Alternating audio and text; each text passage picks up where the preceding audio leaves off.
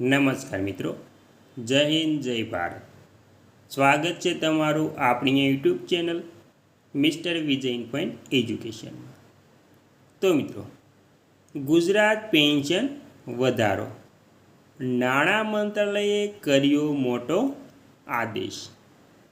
Pension અને પગારમાં વધારો. તો મિત્રો, તમે પણ ગુજરાત રાજ્યના પેન્શન ધારક કે સરકારી કર્મચારી છો તો તમારા માટે આ સમાચાર, આ માહિતી ખૂબ જ ઉપયોગી થવાની છે. કેમ કે ગુજરાત રાજ્ય સરકારે હવે જુલાઈ 2026થી મોંઘવારી ભથ્થું જાહેર કરી દીધું છે અને દિવાળીમાં સૌથી મોટી ભેટ આપવા જઈ રહ્યા છે. તેથી હવે દિવાળીમાં સૌથી મોટી ભેટ મળશે. તેથી પેન્શનરો અને સરકારી કર્મચારીઓમાં એક ખુશીનો માહોલ પણ જોવા મળી રહી છે. તેથી પેન્શન અને પગારમાં કેવી રીતે વધારો થશે તેની સંપૂર્ણ વાત આજે આપણે વિગતવાર કરવી છે. તે પહેલાં તમને એક નાની એવી નમ્ર વિનંતી છે કે તમે આપણી ચેનલમાં નવા હોય તો આપણી ચેનલને સબસ્ક્રાઈબ કરી લેજો. કેમ કે આવી કોઈ પણ નવી અપડેટ આવે તે નોટિફિકેશન સૌથી પહેલાં તમને મળી જાય. અને વિડીયો ગમે તો લાઈક કરવાનું ભૂલતા નહીં. તો મિત્રો, ગુજરાત રાજ્યની સેવામાંથી સેવાનિવૃત્ત થયેલા તમામ પેન્શનરોને જે મૂળ પેન્શન મળે છે અને જે ₹1000 મેડિકલ એલાઉન્સ મળે છે અને જે મોંઘવારી ભથ્થું જુલાઈ 2026થી લાગુ થયું છે, તો ત્રણેયને મળીને જે પેન્શન થશે તે પેન્શનરોનો સૌથી મોટું પેન્શન માનવામાં આવશે. તો આવી રીતે પેન્શનમાં પણ વધારો થશે. તો વિગતવાર જાણીએ.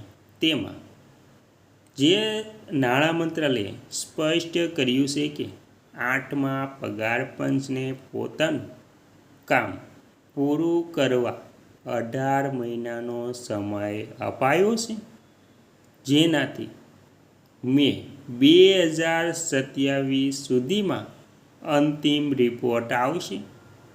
હાલ કમિશન કર્મચારીઓ અને સંગઠનો સાથે ચર્ચાઓ કરી રહ્યું છે. અને મિત્રો, ત્યારબાદ કેન્દ્રીય કર્મચારીઓ અને પેન્શનરો 8મા પગાર પંચની અહેવાલોની આતુરતાથી રાહ જોઈ રહ્યા છે. આ બધા વચ્ચે નાણાં મંત્રાલયે સ્પષ્ટ કરી દીધું છે કે પંચ પોતાનો અંતિમ અહેવાલ ક્યારે રજૂ કરશે. મંત્રાલયના જણાવ્યા અનુસાર પગાર પંચને પોતાનો રિપોર્ટ સરકારને સોંપવા માટે 18 મહિનાનો સમય આપવામાં આવ્યો છે. જો કે આ માટે કોઈ અલગ કે વહેલી સમયમર્યાદા નક્કી નથી. ચાલો સમજીએ કે 18 મહિનાનો સમયગાળો ક્યારે પૂરો થાય છે. 8મા પગાર પંચની સત્તાવાર રીતે રચના 3 નવેમ્બર 2025ના રોજ કરવામાં આવી હતી. આ તારીખથી 18 મહિના ગણીએ તો કમિશનનો કાર્યકાળ મે 2027 સુધી રહેશે.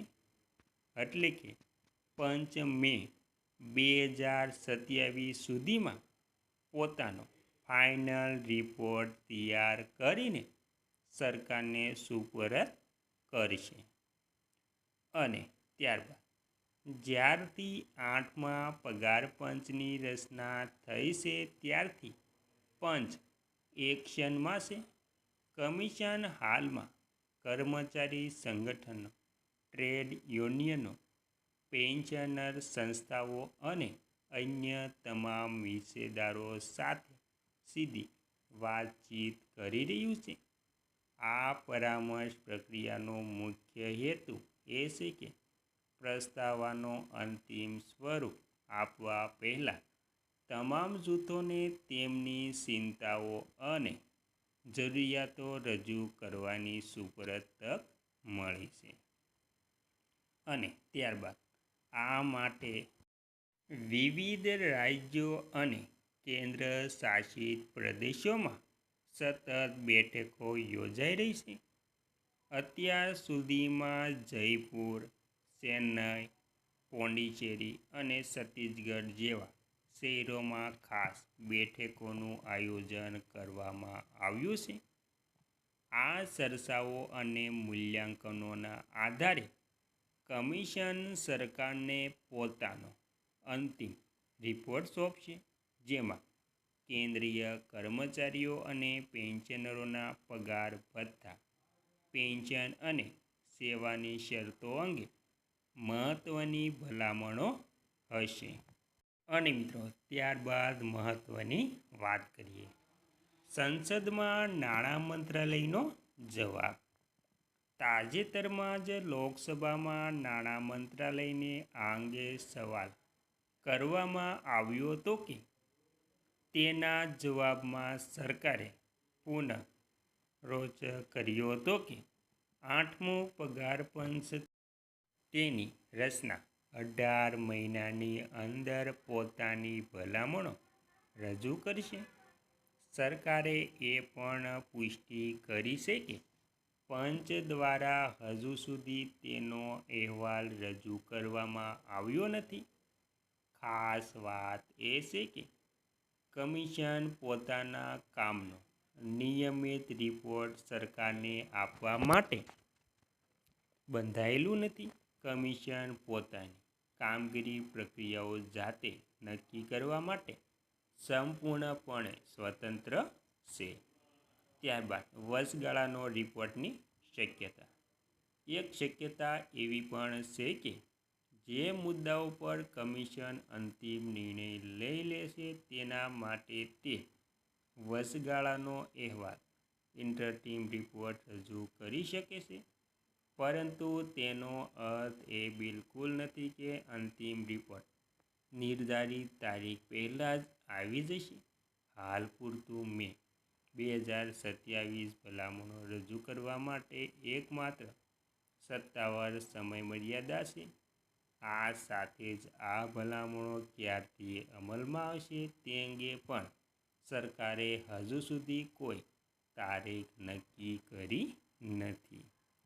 મહત્ત્વની વાત એ છે કે અત્યારે ફિટમેન્ટ ફેક્ટર, લઘુત્તમ બેઝિક પગાર, સુધારેલું પગાર માળખું, નવા ભથ્થા કે પેન્શનમાં થનારા ફેરફારને લઈને હજુ સુધી કોઈ જ અંતિમ નિર્ણય લેવાયો નથી. કમિશન હજુ પરામર્શ અને મૂલ્યાંકનના તબક્કામાં જ કામ કરી રહ્યું છે.